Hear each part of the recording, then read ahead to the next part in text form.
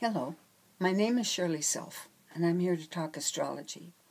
And today I wanted to talk to you about a person I have just become acquainted with, one Barry Humphries. And I became acquainted with him because he just recently died. But I caught his alter ego, Dame Edna Everage, on YouTube and was astonished and delighted enough to want to know what this person's chart looked like. And this is what it looks like. This is Barry Humphries, 17 February 1934 at 6:30 a.m. somewhere in Australia. He's a Pisces rising, and he's got this stellium in Aquarius in the 12th house, Venus, North Node, Saturn, and the Sun. And in the first house, in Pisces, he's got Mars conjunct Mercury. Moon is in Aries, and the second. And Fortuna, we've got Fortuna here at 12 Aries. The Uranus at 24 Aries. And we've got right here on the IC, Chiron. That's really important. That makes Chiron really important to this chart. And over here we've got Pluto at 23 Cancer, retrograde. South node's here in the 6th house. Neptune at 11 Virgo, right on the cusp of the 7th. It's retrograde. Jupiter at 23 Libra, retrograde. You know, I think I forgot to put, I think that Venus also is retrograde. And the interesting thing about the Venus retrograde is that the Aztecs, or the Mayan people, I get them confused, called Venus retrograde the Wasp star. Yeah. Okay. So here's Barry Humphries, a.k.a. Dame Edna Everage. He had a couple of other characters. They were men. One of them was called Sir Les Patterson. And those characters, I think Dame Edna pretty much gives you that Venus in Aquarius in the 12th. Oh, I am gorgeous and so much better than you.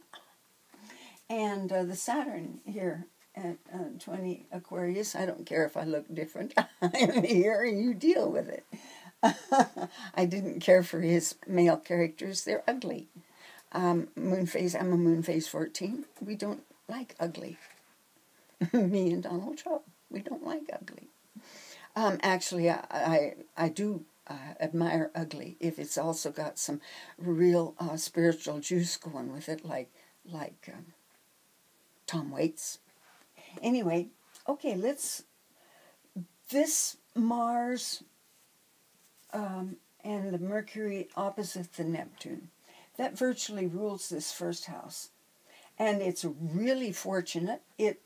Mars, Mercury, anything like that opposing the Neptune gives deception. And, boy, he was good at deceiving. Very good at deceiving. Disguises, Pisces.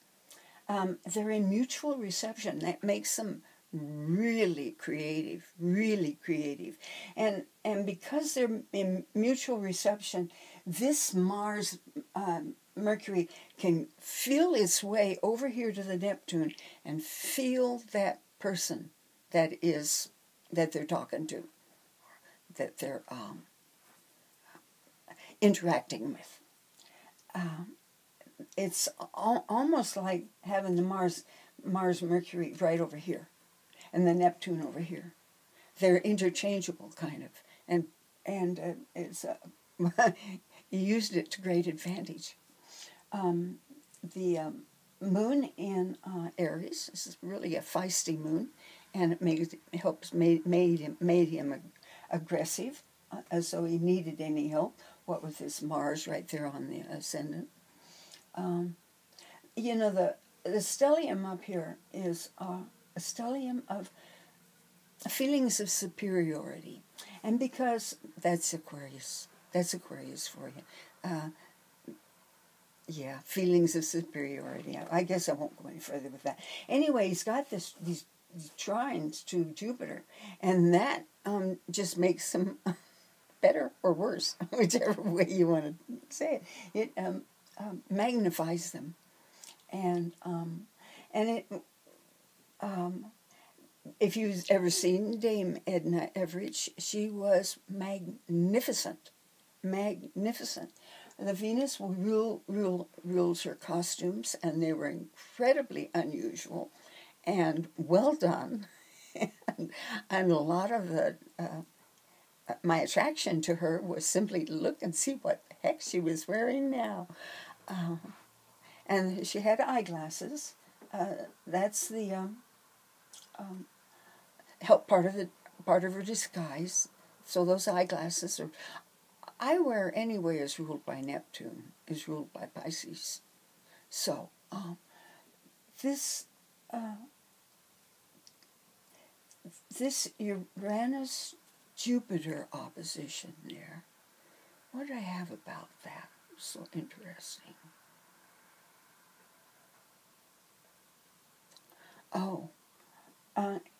It's incredibly inventive. And what with his being able to feel into other people's reality, into their belief system and so forth, this Jupiter just helped load the dice in his favor as one of... it's just about all of it, Edna's compliments. She would compliment other people. Pisces does that, wants other people to feel good. Compliment other people, to say, like, I admire what you've done with how little you have. And her compliments were all of that magnitude there. All of them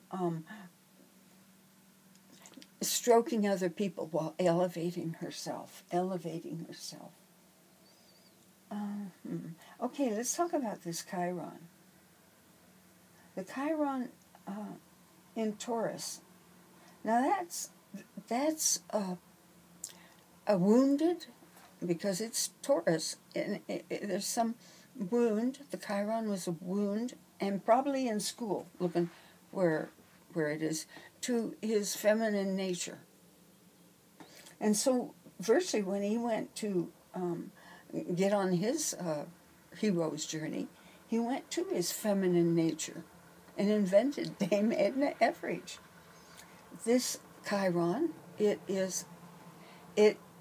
this is a sextile to the Pluto, and because of the Chiron in the third here of communication, it gives the person the ability and the courage, the guts to say some brutal truth, some frank assessment of another person that can be painful to them. Pluto. The Chiron is also squaring the sun, so there is a real deep need to change the world in some way. And I think maybe he did with his Dame Edna Everage, change the world, and help us to accept that people are not just one gender. We're two genders. The fact that I am my body is female, it's not my fault, not my issue. I have a sun, and I have a Mars. Barry Humphries has a moon and has a Venus. Now notice that they're all both in his female planets are in male signs, but I think that just helped him to bring them closer into him, to be, because he had to deal with his Chiron, deal with his wounding, the wounding of his Venus, Chiron in Taurus. So he also had this square to Saturn right there. It's wide, but it's there.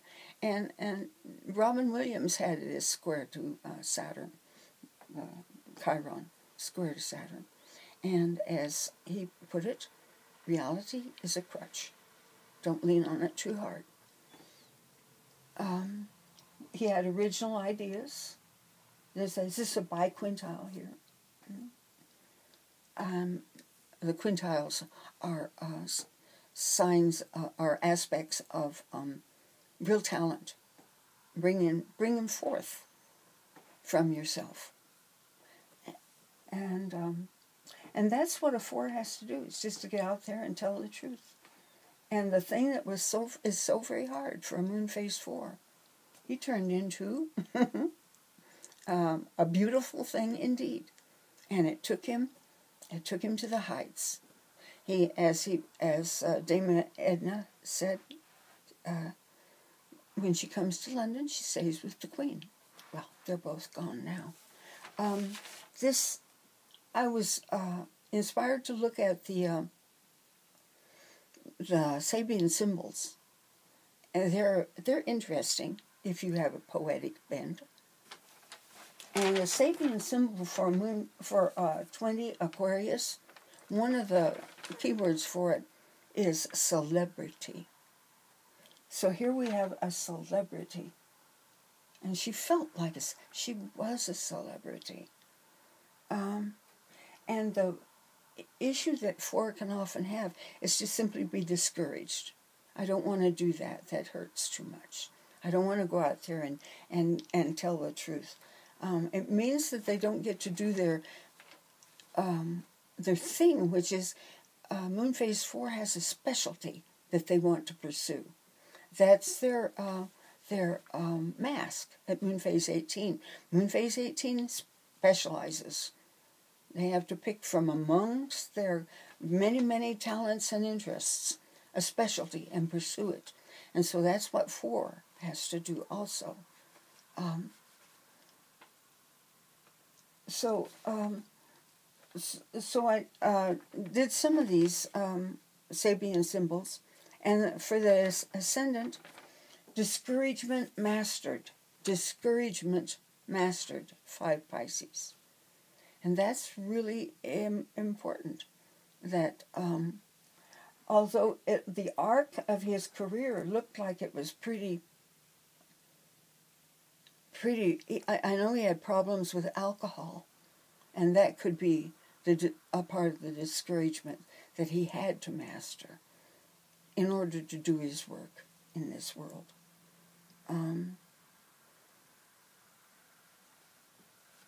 So, Barry Humphries, what else did I want to tell you? Maybe a little more about that Chiron. Oh, the Chiron, because of its aspect in the moon there, this is a septile. It's kind of wide, but it's a septile. Septiles are division by 7. And they have to do with your interaction in something breaking in the world. Some wave is coming in. And it could be that Humphries was riding the wave of transvestites being able to do their thing. I mean, doesn't say that he's gay. He married 4 times, so I don't know if he was gay or not. But he definitely needed to do work on his female, on his Venus, and it's beautifully done. So, let's see. The confidence to be brutally frank. That's that. Yeah, that's that guy right there. I just told you that. Okay. And this outsider mentality helped him a lot. Well, that's an issue with Chiron. Chiron. That's an issue with Chiron. If Chiron is in Aquarius, it is an outsider. It's somebody who's been pushed out. So, the Aquarius up there, Aquarians tend to want to, Leo wants to be in the middle of the herd, or right at the front of the herd, preferably directing the herd. Come with me. But Aquarius wants to be at the edge, because we're busy watching and seeing what's going down now. We're full of analysis, and And he was very good at analyzing the people he was talking to see what was going on with them, because he seemed like he was able to key into them. So that's Barry Humphries. He's a very interesting man. And like I say, such an example of a moon phase 4, specializing, going out there in the world and saying it the way it is, saying it like it is. So I hope you were well, and I'm doing well. And as I've learned, tell the people you love that you love them. It helps a lot. Bye-bye.